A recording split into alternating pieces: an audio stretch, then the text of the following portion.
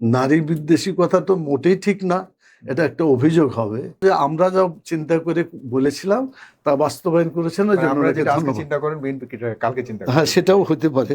আমরা জনগণের চিন্তা নিয়ে আছি, আর আমাদের মানে সরকারি দল ওনারা ফ্যামিলি কার্ড নিয়ে আছেন। উনি নারীর ব্যাপারে, তারপরে ডেপুটি স্পিকারের ব্যাপারে কথা তুলেছেন। আমরা কিন্তু বলেছি যে জুলাই সনদে যে সংস্কার করার একটা কথা ছিল, এটা হলে সবটাই হতে হবে, একটা দুইটা কোনো টোপ দিয়ে জামাতকে কায়েদ করা যাবে না।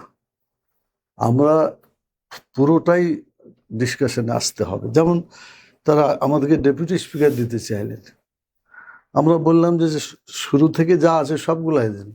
ডেপুটি স্পিকার আজকে আমরা নিলে কালকে বলবেন যে সরকার আর জামাত একসাথে মিলেই সব কাজ করছে, অথচ কোনো কাজই হচ্ছে না একটা পদ দেওয়ার জন্য। কিন্তু আমরা এই পদে মোটেও আগ্রহী হই না, বলছি এটা হবে না। আগে আমাদের জুলাইয়ের যে সংস্কারের কথা আছে সেগুলো করতে হবে। নারীর ব্যাপারে তো আমরা গোড়াগড়ি থেকে যে কোটার কথা, মানে যে পরিমাণের কথা বলে, সেখানে আমাদের কোনো বিরোধিতা ছিল না। মানে ওটা বোধহয় একটা অসত্য তথ্য। না, বিরোধিতা না, আপনারা তো কার্যত আপনারা তো কোনো 5% দেননি, একজনও দেননি আপনারা। না, আমরা আমাদের সংগঠনের অবস্থা বুঝে আমরা কি নারী বিদ্বেষী? না, নেভার। আমরা কখনো বলি না। এটা এত বড় একটা তা যদি নারী বৈষম্যের কারণে হলে আপনারা চিন্তা করেন, 24 ঘটালেন, সেখানে আপনারা আমাদের নারীদেরকে সম্পূর্ণভাবে বঞ্চিত জামাতের করেছেন। সদস্য এখন আপনি দেখবেন যে পুরুষ মহিলা অনুপাতটা কোনো জেলায় নারী বেশি হয়ে গেছে। না, সেটা ঘরে ঘরে নারী বেশি হয়েছে। না, আমার প্রশ্ন হলো, আপনার সংগঠনের কথা সংসদে বলছি। কতজন রেখেছেন? সংগঠনে আমরা যা ভাগ পেয়েছি সবটাই দেখছি, ভাগের তো বাইরে যাই নাই। কোথায়? সংসদে মানে আপনারা যে ইয়ে দিয়েছেন, আপনাদের যে নমিনেশন দিয়েছেন, এগুলো তো সংরক্ষিত। আমি সংরক্ষিত কথা বলছি না। না, আমি তো বললামই যে আমাদের সংগঠনের যে সিদ্ধান্ত নারীদেরকে কতটুকু কি করা হবে সে বিষয়ে আলাপ আলোচনা করেই আমরা সিদ্ধান্ত নিয়েছি যে আমাদের সেই একজনকে দিবেন না, সেটা দেওয়ার মতো আমাদের তখন সে অবস্থায় আলোচনা ম্যাচিউর ছিল না। আমরা করি না, মানে কোন নারী ম্যাচিউর পান নাই আপনারা? না, সব ম্যাচুরিটি ছিল, তাহলে কিন্তু সংগঠনকে যে প্রস্তুত করা, আমরা তো পর্দার ব্যাপারে চিন্তা করতে হয়। আমরা এখন যারা অনেক কিছু এসছে সংরক্ষিত, তারা কি আমি পর্দাশীল বলি, না? আমরা পরবর্তী পর্যায়ে আলোচনা করে বলছি যে না, নারীদের দ্বারা যদি কিছু করতে হয় তাহলে তো নারীর সদস্য লাগবে।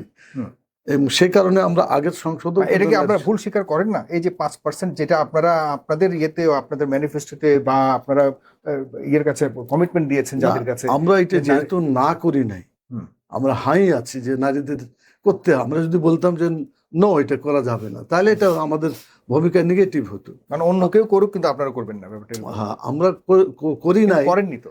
আমাদের পদ্ধতি যেগুলো আছে সে অনুযায়ী আমরা তখন করি নাই। যেমন এখন সংরক্ষিত মহিলা আসন দিচ্ছি, এই কারণে আপনার জি, এটা লম্বা আলোচনা, আমি বেশি সময় নেই, কিন্তু আপনাদের প্রতি মানে নারীদেরকে আপনারা বঞ্চিত রাখেন, এই একটা বড় ধরনের মোটা দাগে অভিযোগ আছে। সেটার একটা প্রমাণ এখানে পাই যে অবশ্যই আপনার কাছে অন্য সময় মোটেও সত্য না। আপনি এর আগে দেখবেন জামাত ইসলাম উপজেলা চেয়ারম্যানে মহিলা দিয়েছিল, তারপরে ইউনিয়ন পরিষদে মোটামুটি আপনি ইতিহাস নিলে দেখবেন যে জামাত, বরং জামাত নারীদেরকে কত বেশি সার্ভিস দেওয়া যায় সেজন্য চিন্তা করে এসব আমরা প্রার্থী দিয়েছিলাম, এবং ভবিষ্যতে আরো দিতে হবে আমাদের। আচ্ছা, এরপরে ডেপুটি স্পিকারের ব্যাপারে তো বললামই যে আমরা একটা নিতে চাই না, আমরা সবগুলো আলোচনায় আসেন, আমরা সব নিব। তো ওনারা ওটা করে নাই, নিজেরাই ওটা করেছে। ট্যাক্স ফ্রির কথা উনি বলেছেন, কথা ঠিক যে বর্তমান সরকার একটা আইন করে এটা করেছেন, কিন্তু প্রথম বক্তব্য আমাদের আমিরে জামাত পক্ষ থেকে মনে আছে আপনাদের বড় সমাবেশে উনি এটা বলতে যেই তো পরে তো মানে পড়ে গেলেন স্টেজ থেকে। ওখানে এই কথাটা তিনি বলেছেন যে আমরা ক্ষমতায় গেলে বা আমাদের কোনো মন্ত্রী হলে আমরা এগুলা করবো, ট্যাক্স ফ্রি করবো, সুবিধা নেব। ওনারা আমাদের অনুসরণ করেছেন বললে ওনারা একটু কষ্ট পাবেন। এই জন্য বলবো যে আমরা যা চিন্তা করে বলেছিলাম তা বাস্তবায়ন করেছেন, ওই জন্য চিন্তা করেন বিএনপি কালকে চিন্তা করেন। হ্যাঁ, সেটাও হতে পারে। আচ্ছা, এরপর আমি যেটা কথা বলতে চাচ্ছি যে এখন দেশে গ্যাস, ইলেকট্রিসিটি, তেল, সার মানে এই পর্যায়ে চলে গেছে বিশ্ব সংকটের কারণে। একেবারে বিশ্ব সংকটও আছে, দুর্নীতি আছে, চাঁদাবাজি আছে, দখলদারি আছে, অনেক কিছু আছে। তো এইগুলা নিয়ে আমাদের আমিরে জামাত কিন্তু বিরোধী দলীয় নেতা তিনি বলেছেন যে একটা অধিবেশনে কথা বলার সুযোগ দেওয়া দরকার, বিশেষ অধিবেশন ডাকার ব্যাপারে।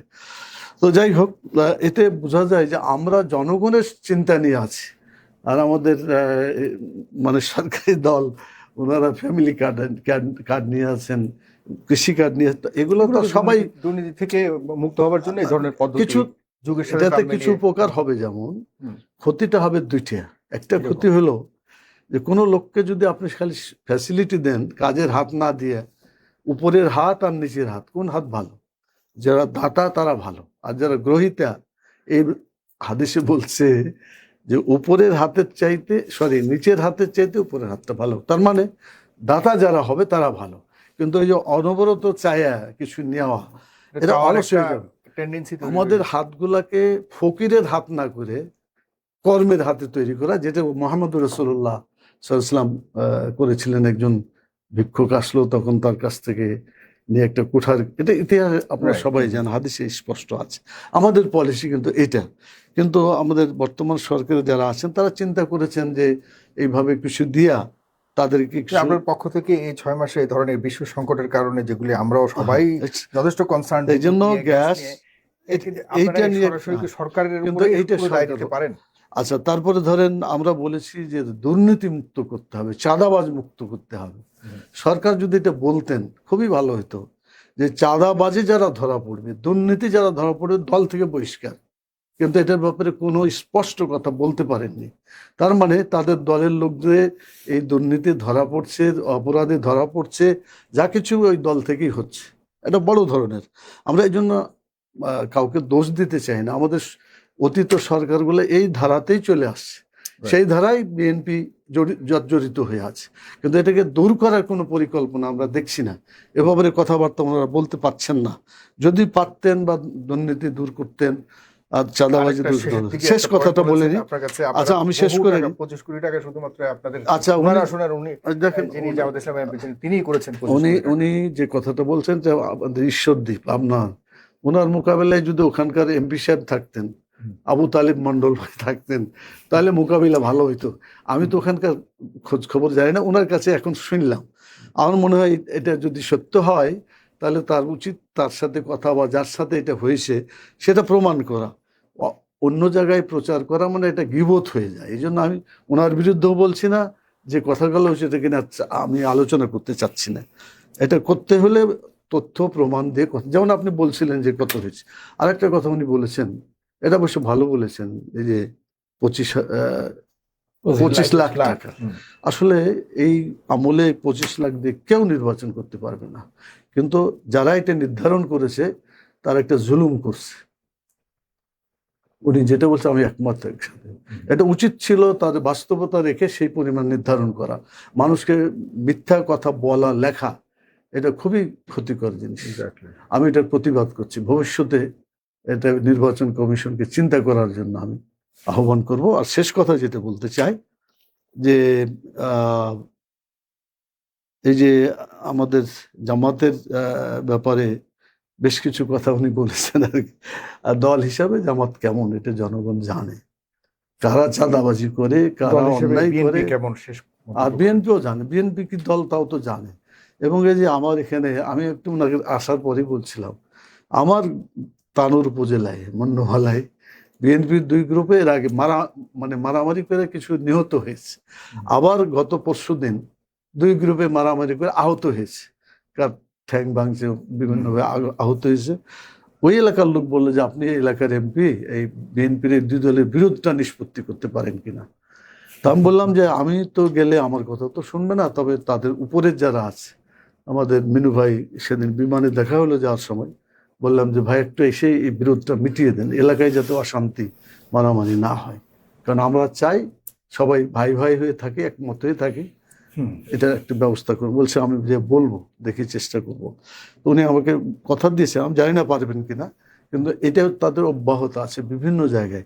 এটা ওই ধরেন কে কোন এটা পাওয়ারটা পাবে, কোন পোস্টটা পাবে, কে পাইল না, এই চাঁদাবাজি নিজেদের মধ্যে এটা বিরুদ্ধে ছড়িয়ে আছে। এটা যদি ওরা কমাইতে পারেন তাহলে ওরা দল হিসেবে ভালো দলে পরিণত হবে। নিজেদের মধ্যে